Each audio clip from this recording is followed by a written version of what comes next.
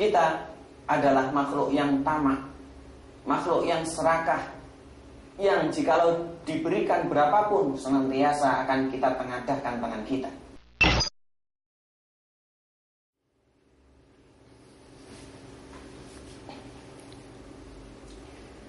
Assalamualaikum warahmatullahi wabarakatuh.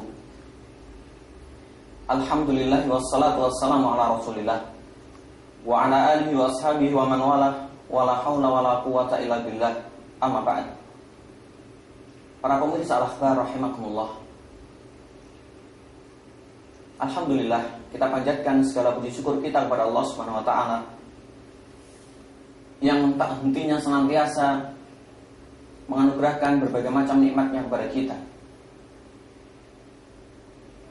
Dan nikmat yang mungkin sangat-sangat tidak bisa kita lupa adalah nikmat yang berupa dunia kepada kita.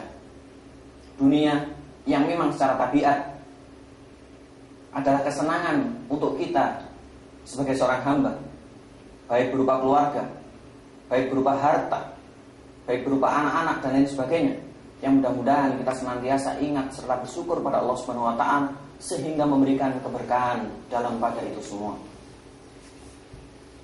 Para pemirsa al-akhbar, saudaraku sekalian dimanapun Anda berada, sudah tidak bisa terhitung oleh diri kita berapa banyak selama ini dunia yang telah kita raih. Tidak sedikit di antara dunia yang selama ini kita upayakan, yaitu dalam mencari nafkah di dalamnya, karena itu merupakan kebutuhan kita. Faktor penopang kita ketika membina suatu keluarga atau rumah tangga, faktor penopang dalam rangka wasilah kita aplikasikan di dalamnya betul-betul untuk menggapai akhirat, yaitu surga yang telah dijanjikan oleh Allah Subhanahu wa taala. Namun tabiat manusia, para pemirsa dimanapun Anda berada, kita sungguh merupakan insan yang memiliki sifat senantiasa kurang, dan lain sebagainya. Kita adalah makhluk yang tamak, makhluk yang serakah, yang jikalau diberikan berapapun senantiasa akan kita tengadahkan tangan kita. Kalau dahulunya kita punya satu, kemarin kita punya dua, hari ini kita punya tiga, maka kita berharap esok hari kita punya 4 atau bahkan 4 kali lipat daripada itu semua. Dan ini sudah menjadi tabiat kita. Para pemirsa al-akhbar dimanapun Anda berada, yang demikian itu tidak mengapa asalkan kita berharap barokah dari Allah Subhanahu wa taala. Karena berapapun banyaknya harta yang kita upayakan, berapapun hebatnya dunia yang telah berada dalam genggaman kita, namun jikalau barokahnya dicabut oleh Allah Subhanahu wa taala, waliyadzubillah, tak bisa kita bayangkan masih sanggupkah kita menikmatinya, atau bahkan secuil pun kita menjadi orang-orang yang terlalai karenanya. Ma'asyiral muslimin, saudara sekalian, para pemirsa al-akhbar dimanapun Anda berada, oleh karena itu, khususnya dalam rangka rezeki atau karunia yang diberikan oleh Allah Subhanahu wa taala di dunia ini, perlu kita perhatikan beberapa hal yang telah disampaikan oleh Allah Subhanahu wa taala maupun Rasulullah sallallahu alaihi wasallam agar betul-betul menjadi barokah di dalamnya. Faktor pertama yang disebutkan oleh Allah Subhanahu wa taala di dalam firman-Nya yang mulia, bahwasanya Allah Subhanahu wa taala akan memberikan anugerah keberkahan pada rezeki yang dikaruniakan kepada seorang hamba adalah mutlak dengan takwa serta iman pada Allah Subhanahu wa taala. Allah Subhanahu wa taala menuturkan, "Walau anna ahlal qura amanu wattaqau lafatahna 'alaihim barakatin minas sama'i wal ardh walakin kadzdzabu fa akhadnahum bima kanu yaksibun." Jikalau komunitas suatu negeri betul-betul beriman serta bertakwa kepada Allah Subhanahu wa taala, maka pasti akan kami bukakan untuk mereka keberkahan yang mengucur dari langit maupun keluar dari bumi. Akan tetapi mereka enggan, mereka mendustakan Allah Subhanahu wa taala maupun ayat-ayatnya.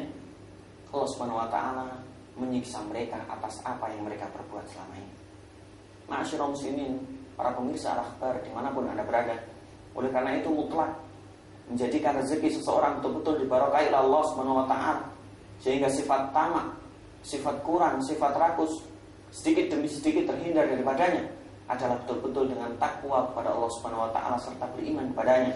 Dua hal yang ibaratnya adalah sayap burung, yang jikalau salah satunya hilang, maka tidak akan bisa terbang. Dan jikalau salah satunya sakit, maka dia akan menjadi cacat, menjadi tidak bisa terbang ke sana kemari sesuai dengan keinginannya.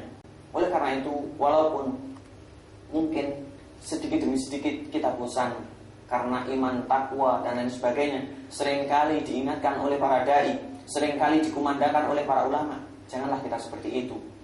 Karena minimal kita diajak untuk gemar beriman maupun bertakwa pada Allah Subhanahu wa taala, yaitu di hari Jumat ketika khatib mengingatkan di atas mimbarnya. Dan marilah kita tidak bosan-bosannya untuk senantiasa meningkatkan kualitas serta kuantitas keimanan maupun ketakwaan kita kepada Allah Subhanahu wa taala, agar keberkahan Allah Subhanahu wa taala pada rezeki kita betul-betul menyapa kita.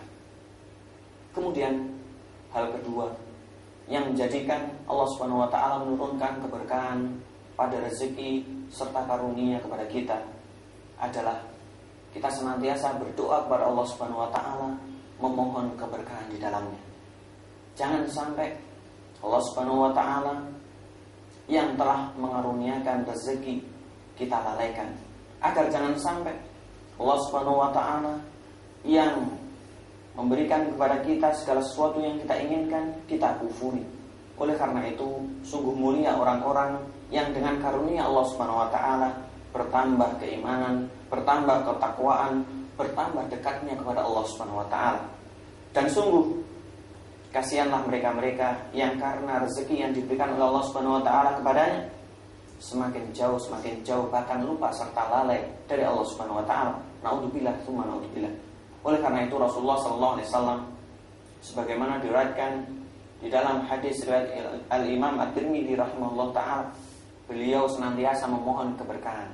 Di antara keberkahan yang dimohonkan oleh Rasulullah sallallahu alaihi wasallam kepada para sahabatnya saat itu adalah ketika hari pernikahan.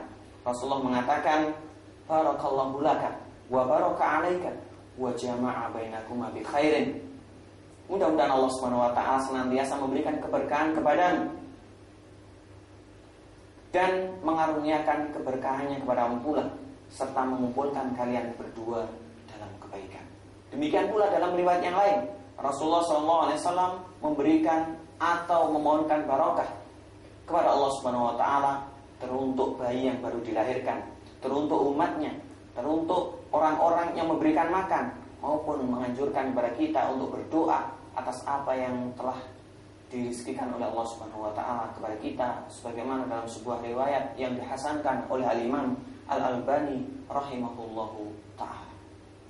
Kemudian faktor ketiga, para jamaah sekalian, pemirsa Al-Akhbar dimanapun Anda berada, agar keberkahan betul-betul menyapa kehidupan kita adalah dengan kita beramal, kita berbuat, kita bekerja di awal waktu, yaitu di pagi hari.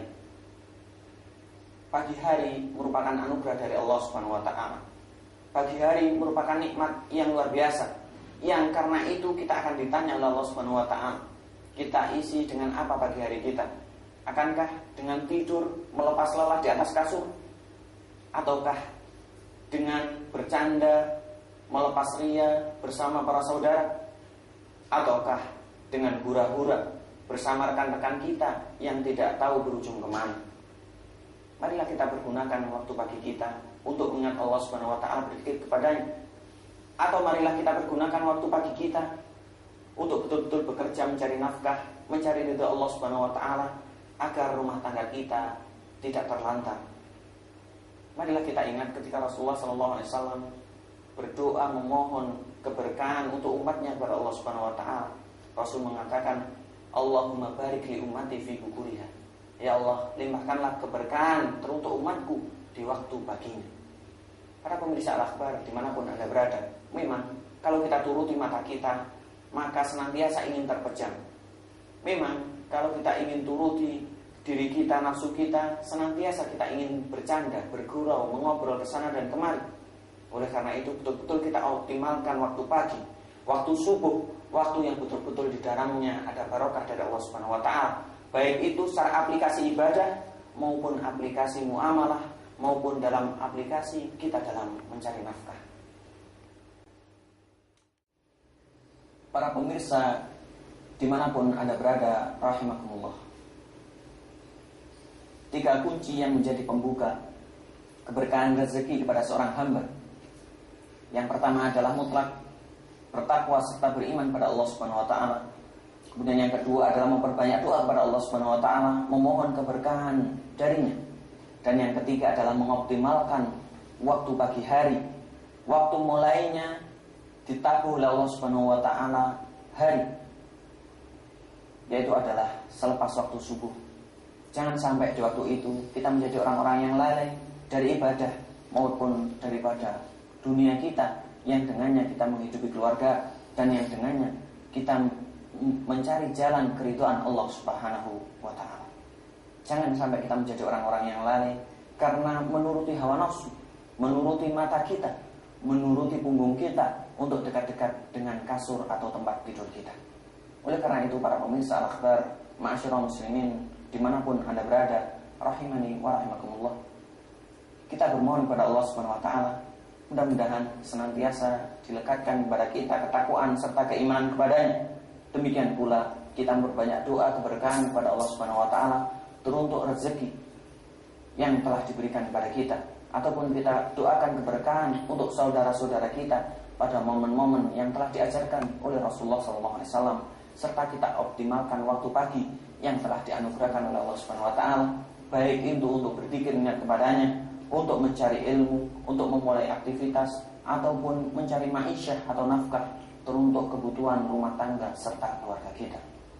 Allahumma shalli wa sallim wa barik ala Muhammad wa ala alihi wa ashabihi ajma'in. Subhanakallahumma bihamdika asyhadu an la ilaha illa anta astaghfiruka wa atubu ilaik. Wassalamualaikum warahmatullahi wabarakatuh.